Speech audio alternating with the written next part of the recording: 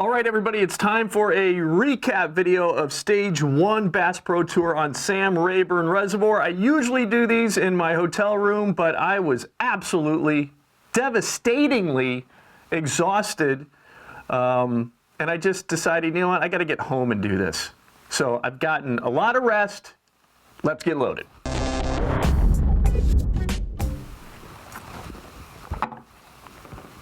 Okay.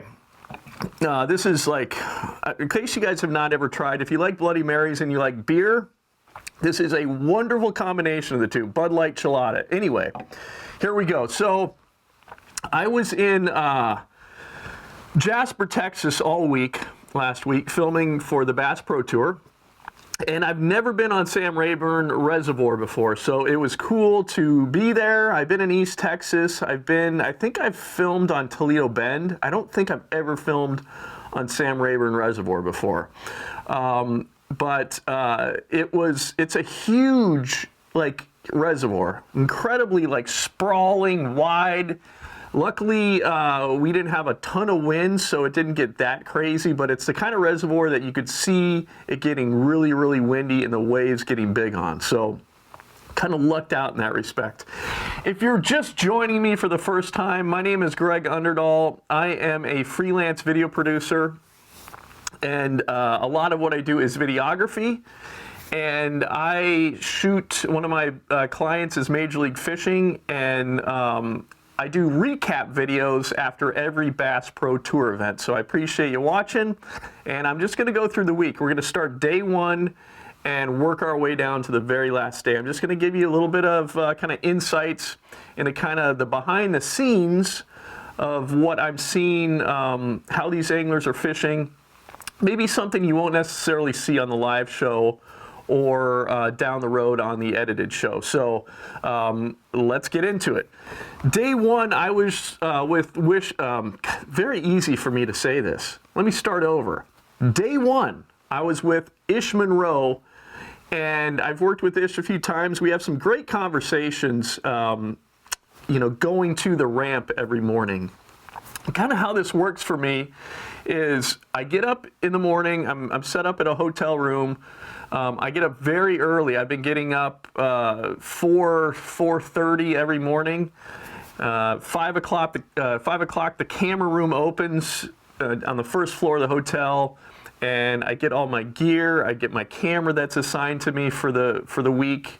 What's cool is when you do a live show, there's an encoder on the back of the camera, and it's a very expensive piece of equipment, but it allows for me to send out a signal through I don't know all the specifics of exactly how it works, but it's sending out a signal through cell phone towers. So it's essentially like I had 5 different, I don't know, I think it's like 5 or 6 different carriers, like Verizon, AT&T, T-Mobile, all these different cell phone carriers.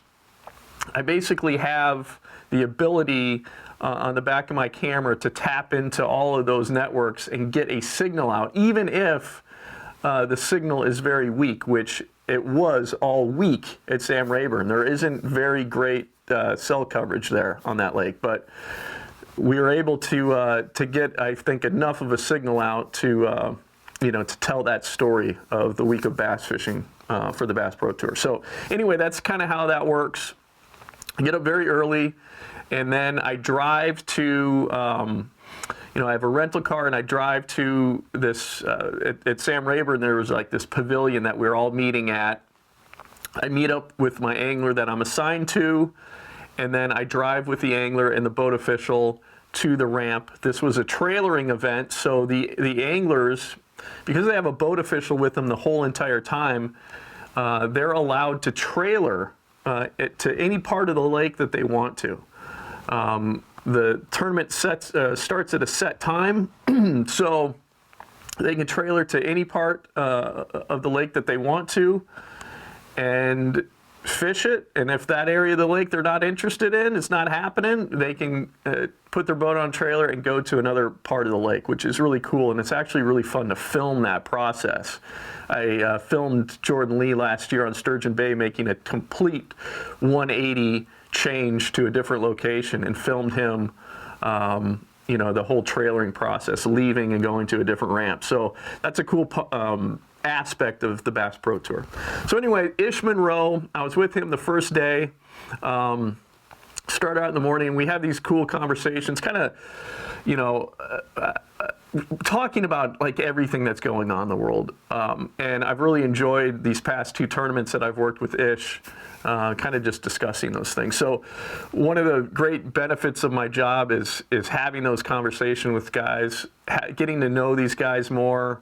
And I really, really value those experiences. So, Ish started, if you see me looking down right here, I got notes from the whole week. I have a terrible memory. If you've seen these before, you know that. It's very important for me to take notes. So, Ish was pitching a shallow cover and throwing a frog. There wasn't a whole lot of action going on. I know the whole week, the commentators, you know, Marty Stone and JT Kenny were thinking those fish were going to move up, and all the anglers were thinking those fish were going to move up shallow, eventually start spawning. We thought it was just going to be a slugfest. Some big fish were caught, but I think everybody was expecting just this shallow, crazy big bass bite to happen, and certainly Ish was thinking that too when he started out in the morning. We have 10 cameras. Actually, I think the first 2 days we only had 8 cameras on the water. So I'm not exactly sure about that, but it wasn't, you know, when we're covering those first 2 days, you know, we were covering 40 guys on the water. So since Ish wasn't, nothing was really happening in the morning, they moved me off of Ish and put me with Anthony Gagliardi, who was casting this really big yellow worm floating. I think it was a floating worm. He was working it like you would a floating worm for pre-spawn fish, spawning fish. That's a typical presentation that you use in the springtime, is a floating worm. It's the biggest floating worm I've ever seen in my life, and I've never seen someone throw a yellow floating worm. It was like a big banana. So it was like 7. I swear it was, well, it was probably between 8 and 10 inches long, this worm. So I thought that was pretty interesting he was doing that. One of the things too, you know, this is like the era of the trolling motor wars. Excuse me for a second, I need to wet my whistle here. So it's like the era of trolling motor wars. Like you still have Motor Guide, which I don't know what the hell Motor Guide's doing.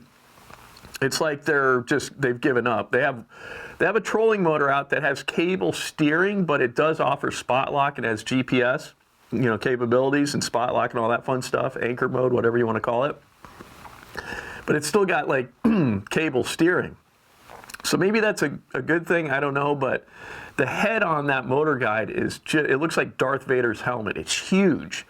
So they're in the mix still, but really Minn Kota, the last few years, Minn Kota's been, obviously, I would say most people believe this, Minn Kota's been the clear leader in the trolling motor market. Now, you had in the last couple of years, you had Motor Guide with their Lowrance with their Ghost trolling motor. You know, everybody's gunning for that Ultrex, that Minn Kota Ultrex. So you've got Lowrance with their Ghost, impressive motor, and then you have Garmin with a very impressive motor, and the Garmin is called the Force, and Anthony Gagliardi was using this Force trolling motor, and I asked him about it. I said, how do you like it? And he goes, I'm really impressed by it, and I know he's sponsored by Garmin, but I'm pretty sure he's sponsored by Garmin. But he gave a real, like, the camera wasn't rolling or anything, and he gave a real, I think, really genuine answer when I asked him what he thought of the Garmin. He's like, you know, I've been very happy with it, and I had an experience where I had a trolling motor battery crap out. He said he had a trolling motor battery crap out on him, and so he had to operate with just two batteries on his trolling motor. So he was running at 24 volts instead of 36 volts. And at 24 volts, he said that he didn't lose any power at all. There was no noticeable loss of power going from 36 volts to 24 volts, which it blew his mind that that was possible. So Garmin Force, heard a lot of good things about the Garmin Force, and I'm hearing a lot of good things about this upcoming power pole trolling motor. So that's going to be really interesting when that thing finally drops. It seems like power poles are really trying to dial that thing in and really taking their time. Back to Anthony Gagliardi. He's one thing I noticed, I've never seen this on a boat before. He had installed where a normal steering, where you see the like the C-Star steering, hydraulic steering for the motor, the outboard.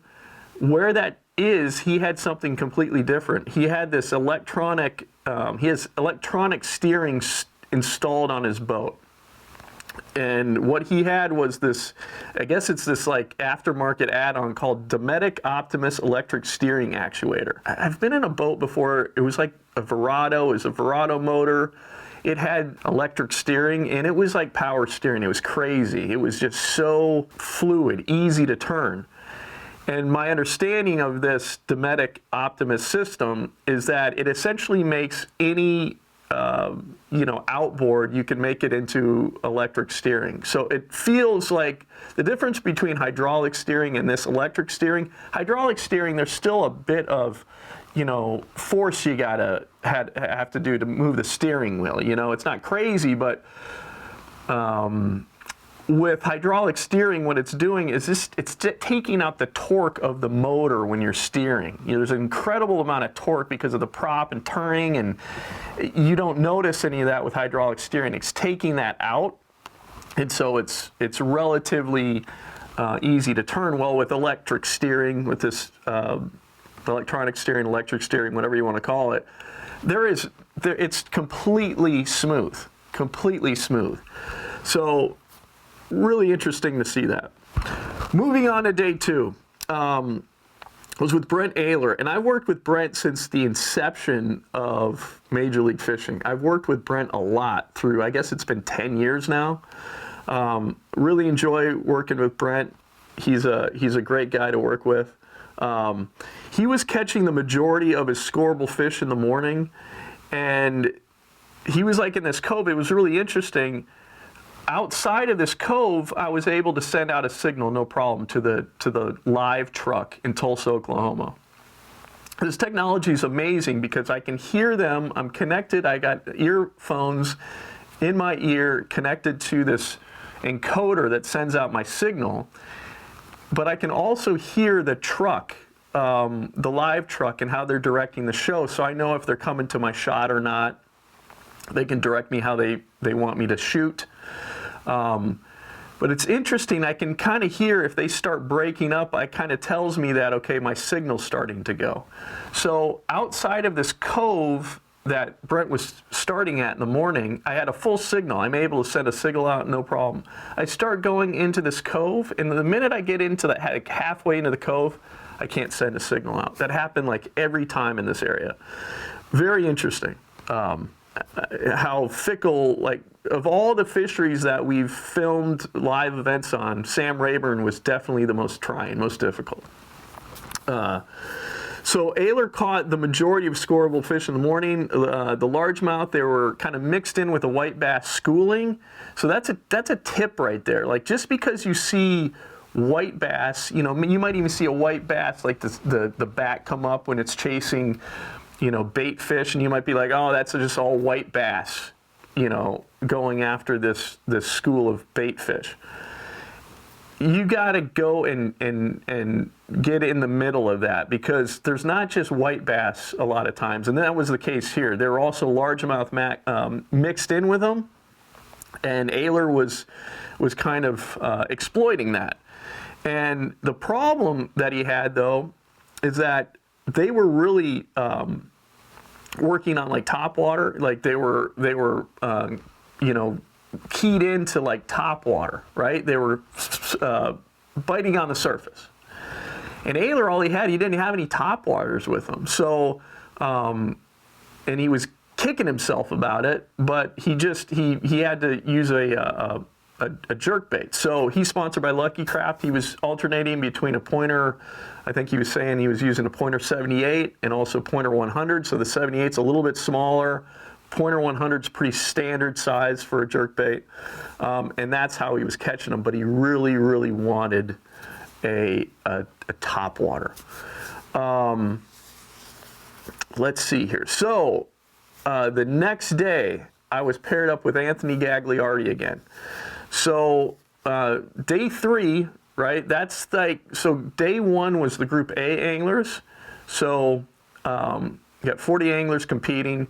Day 2 is 40 anglers competing again, but it's Group B, so a different group of anglers. And they've got 2 days to get into the top 10. After that, after those 2 days, they cut it to 20, right? So day 3, I was with Anthony Gagliardi again, and now he was in Group A the first day. So this is his second qualifying day. He's got to get in the top 20. And let's see here. Anthony was using a spinnerbait with 2 arms. So in Major League Fishing competition, you can't use in the Bass Pro Tour, you can't use a rig. So A-rigs are outlawed, Alabama rigs. So what Anthony Gagliardi was using to kind of get around that rule, not to get around it, but it's completely legal. He was using what's essentially a twin spin. If you're familiar with a twin spin, it's a spinner bait that's got 2 arms on it instead of 1. And on those arms, you've got blades, just like you would a regular spinner bait. So you still have just 1 hook, but you have a situation where it looks more, there's more flash, similar to an A-rig. So I thought that was really smart of him to do that.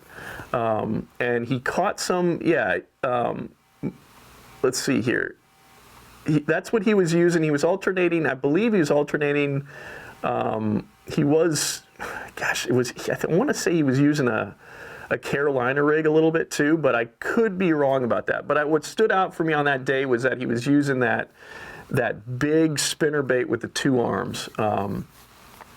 Basically, it's a twin spin technically. He was fully, Anthony was fully in the top 20. So he was, I think he was like within the top 10. So they felt confident that he was going to make it into the cut. And so the directors, they wanted, or the producer wanted me to move to someone who was right on the cusp of not making it. So that around that 20 place line where the cut line is. So I was moved to Adrian Avena, and Adrian was swimming a frog and a popping frog. And really, and I've worked with Adrian a lot too. Adrian's great to work with. Really targeting shallow areas with a swimming frog, and had some blow-ups. Alternated with a popping frog, slowing down just a little bit, but it was not enough to get him into the cut. He was right on the bubble there, and he did not make it, unfortunately. So on day 4, I was with Brent Aylor again, and day 4 is this is when these guys need to make it into the top 20. So this would be Group B. On this day, and I was with Brent Aylor, like I said, and it's interesting when you're driving with these guys, either to the ramp or from the ramp. You get a sense of what it's like to be a professional angler. They'll have to sometimes make calls to their sponsors, and just in speaking with them, what kind of is coming up after their tournament in their lives and what they have kind of on their agenda for the year. You get to see the reality of what it's like to be a professional angler. And it's really important, if you want to do this for a living, you have to understand that, yes, you need to be competitive on the water, and you need to be consistently, doing well, and that can mean a lot of different things in professional bass fishing, but you need to be consistent, right? It doesn't mean you need to win all the time. No one wins all the time, but you need to be a consistent finisher. And so there's a lot of pressure there. And then, they have to have a lot of, there's a lot of commitments with their sponsors. So a lot of people to make happy, and I always find it interesting. Just when I'm driving with these guys, I see that aspect of it, and it's a real important part of tournament fishing that people realize that it's not necessarily all it's cracked up to be. You're competing at the highest level on the water. And then when you get off the water, your job's not done, So I love it. I have a lot of respect for these guys that do it. I think it's awesome that they're able to make a living doing what they love. But like anything in life, there are sacrifices that have to be made, and also just it's a lot of hard work off the water as well. So I thought I'd share that with you guys. So again, Aylor was, that morning he was looking for schooling bass with a jerkbait. And this time he had a topwater. He brought a topwater, and I think he said it was a Lucky Craft gunfish. So he was set there. And he caught some fish in the same area that were schooling the previous day that he competed. And with that smaller top water, he was also catching more fish doing that. Or I shouldn't say more fish, but he was able to catch some fish on that top water too. So I think he was glad to have that this time. One thing that I wonder about, you never see anybody so these fish, if they're looking up, right? A top water's great. They're actively feeding upward. If you have a jerkbait, let's say you're trying to catch those fish on a jerkbait, and or just fish that are, kind of in the middle of the water column or feeding in the middle of the water column, or maybe up more towards the surface. If you're using a suspending jerkbait, I kind of feel like it's possible that there's times where you're not, you're kind of fishing under those fish. Like some of those suspending jerkbaits can dive pretty deep, right? And everybody, it's like the standard now. It's like suspending jerkbaits. If it's a jerkbait, it's a suspending jerkbait. If it's a jerkbait, it's a suspending jerkbait. I kind of feel like have forgotten that there's such a thing as a floating jerkbait. And I'm not saying Brent has. I'm very surprised if he doesn't have floating jerkbaits, but you just don't see floating jerkbaits just in general with any fisherman. I don't think I've ever seen, very rarely do I see someone using a floating jerkbait. And to me, that floating jerkbait can actually be more erratic because like a suspending jerkbait, you get that crazy back and forth, side to side. But with a floating jerkbait, especially if it's super buoyant, you get the side to side, but then you get that quick floating up. So you have more, it can be more erratic, but it also, when fish are looking up, or they're not so worried about the center, the middle of the water column, they're more kind of upward, not maybe necessarily wanting to hit top water, but something that's more upward towards the surface. I think that floating jerkbait should be utilized more often. So I was just thinking about that. It's just interesting how I think anglers just in general, we get in these like ruts where we just do the same thing because everybody else is doing the same thing, where there might be, and it's just like, it's just a trend, like, and if something's not trending, you kind of feel like it doesn't work anymore. It's something that every fisherman does, but I just thought about it. I'm like, and I've had great success on a floating jerkbait, but it's been a ton of years since I've thrown it, but I'm like, why am I not throwing a floating jerkbait more? So I thought I'd share that with you. Let's see here. My wife is blowing up my phone right now like she's out with her friends. God knows what she's doing, but she's blowing up my phone. So I got it. I got to get this done, but it's driving me nuts. I just want you to know this. It's just my phone is vibrating like crazy. So anyway, let's move on to Brent Aylor. It looks like he's going to be firmly in the top 20. So they moved me to a guy that's right on the bubble, like they did the day before. They moved me to Russ Lane. Never worked with Russ before, and it's always nerve-wracking. There was 30 minutes left of the tournament, and Russ Lane is right on the bubble, and he's like, it's got to be super nerve-wracking for him. And then all of a sudden now he's got to have a camera in the boat, and I got to mic him and everything, and he's trying to win this or he's trying to get into the cut to potentially win this tournament. So everything went smoothly, and there was no problems, but I really appreciate it when an angler, and I try to be, I've said this before, I try to be like a mouse on the boat. But it's nice when an angler is really chill enough, and I understand not being chill, trust me. There's a lot on the line here, but he was great.